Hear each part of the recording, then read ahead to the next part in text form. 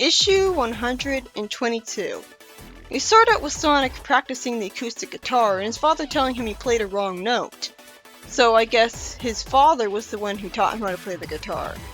And when Tails asks him why he doesn't play it himself, he explains that his roboticized fingers aren't nearly nimble enough to pluck those guitar strings for some reason.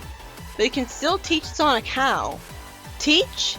Never mind the fact that Sonic's clearly shown in multiple issues before this that he can play the guitar. He serenaded some human girls. He played it when we found out Robotnik had banned music. Also, I don't understand why his fingers wouldn't be able to be nimble enough to play the guitar. I mean, what about them being made of metal all of a sudden makes them not nimble enough anymore? After a crowd of people gather around Sonic, Mina thinks to herself, well, here goes nothing. And we cut away before we could see Sally's not telling Mina that she's Sonic's girlfriend going to bite her in the ass. Meanwhile, we see Sally's parents tell her to have a good time with her friends, and the Queen suggests to her taking a royal escort. After a mildly humorous moment where the turned down guard thinks, what is it, my cologne? Which I wasn't expecting, Sally finds out that Mina's singing next to Sonic, and it looks like her anxiety about this is starting to overwhelm her, as instead of being happy, she thinks nervously that she needs to sit down. I'd say panic attack is an exaggeration, but she probably does feel pretty dizzy. The other freedom fighters notice her unhappiness, and Bunny has the street smarts to tell them to not go up to her, and Sally thinks to herself that Sonic and Mina really do sound amazing together. Wait, first Bunny tells her friends not to go up to Sally because she's all upset and wants to be alone, and then she goes up to her herself? I guess she thought she could comfort her on her own. Suddenly, Fang and some criminals of his seem to hit Sally and Bunny with their vehicles, which are actually menacing looking this time around, and this knocks Sally unconscious and gets her kidnapped by him.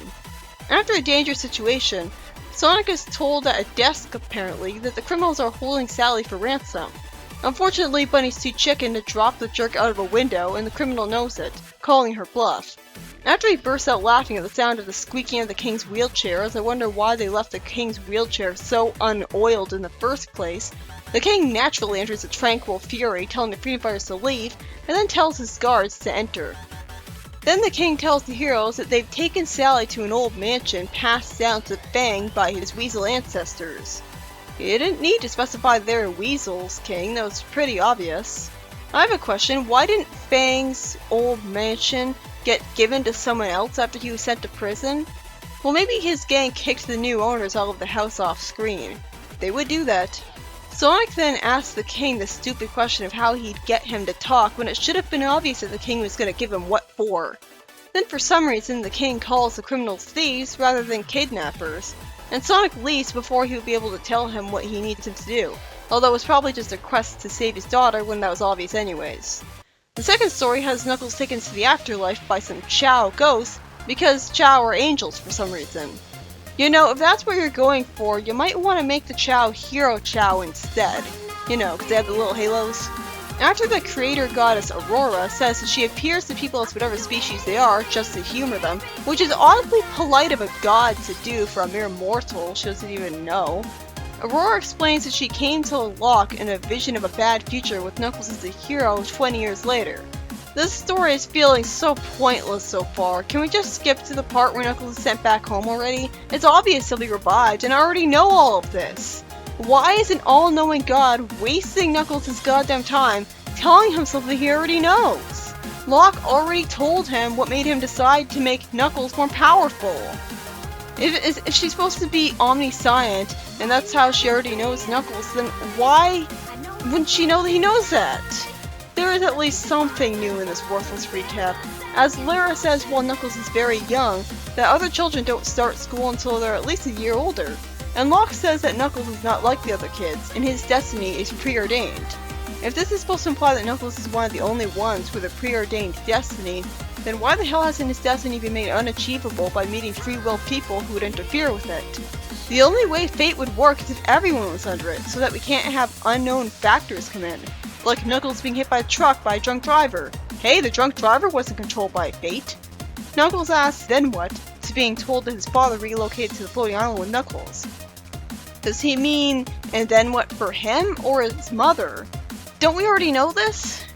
Then we cut away to Julie being asked by Vector what she's doing in the man's club, and she stands up for herself. Get a grip, Vector. If you think for one moment I'm gonna put up with your garbage, you're gonna be one sorry crock. Unfortunately, she's then promptly humiliated by Vector getting her pushed back to the ground for trying to tackle him by playing mirror music out of his headphones. That doesn't even look like they should be having that much sonic force to begin with, so it looks like he just humiliated her without any effort. Then after he has an out-of-character moment where he asks if she's okay and says he didn't mean to blast her so hard, despite the fact that he normally treats her like garbage, she fortunately responds by kicking him in the face, although it makes her look like kind of a jerk since he just showed compassion for the first time ever. After he snorts a cold remark that he doesn't know what Knuckles ever saw in her, this somehow doesn't lead to another fight, but instead leads to us learning how Knuckles and Vector met. Good, I didn't miss that story in the very early days. It turns out the two, surprise surprise, didn't exactly have the friendliest of meetings, as Knuckles tripped on him while he was lying in the grass and shouts at a powerful guardian afterwards. Shouldn't he know who he is? After the two trade punches, Knuckles for some reason is non-violent enough to end the fight himself and help him up. This is certainly a departure from the games, Knuckles, that's for sure. I don't know whether that's a good or a bad thing. Although this comic's Knuckles is definitely very comparable to the calm, serious SA2 Knuckles, who is more suave and cool than just plain stupid or violent. Then Knuckles reveals that Vector is the first living person he's bumped into since his dad and him went to the floating island, and Vector points out how ridiculous that is considering there's a whole bunch of people apparently living on the island who aren't echidnas. Why is there an unnecessary toilet humor joke where a talking bird leaves white gunk on Vector's head? Even if this was a normal pigeon, I wouldn't like it. But with a talking bird, you'd think he'd never do that because he has the sentience of a person and would know it's a huge social taboo. Are birds of his kind just allowed to do that? The story ends with Vector and Julie realizing what they had in common was that they both liked Knuckles a lot, agreeing to keep Vector's humiliation a secret, and Vector explained that the reason he got upset with her was that she was going through Knuckles' stuff. The first story was written by Carl Bollers, and after Sally sees that Mina and Sonic make a great singing duo and gets anxious from the implication that Sonic would rather be with her instead, or at the very least the implication that he makes a better couple with her, Sally ends up getting kidnapped. Although to be fair, it's not her fault that she got randomly hit with a motorcycle she couldn't see coming, so it's not really a moment of weakening her character or anything. Besides, I think the chickification phase is long over. Really, the whole story was simply a lead-in to a story arc, as the king gets the location of Sally by being a badass even when confined to a wheelchair, which is pretty cool, although it makes Bunny look incompetent since she didn't have the guts to do anything to the criminal at all. She basically got shown up by the king. And the last two stories were by Ken Penders. The first one of the pair was totally pointless, as all that happens is Knuckles is given a bunch of worthless recaps about stuff we already know by a goddess who really should know better. I was just impatient for the story to cut to Knuckles being sent back home alive the entire time, but it never came. Also, why is Knuckles still green even as a ghost? The ghost is supposed to look like what the person's favorite look was. That's why Tober's ghost has no cyborg eyes, and Hawking's ghost looks like a normal-aged adult with his cool cowboy speckled hat. Why does Knuckles still look green even now?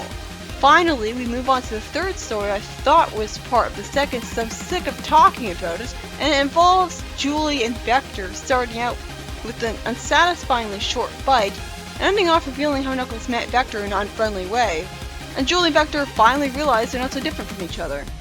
I'm not sure if I'm ready for the rivalry to stop though, because standing up to Vector is almost the only time we get to see that spunky sass that made me like her so much in the first place.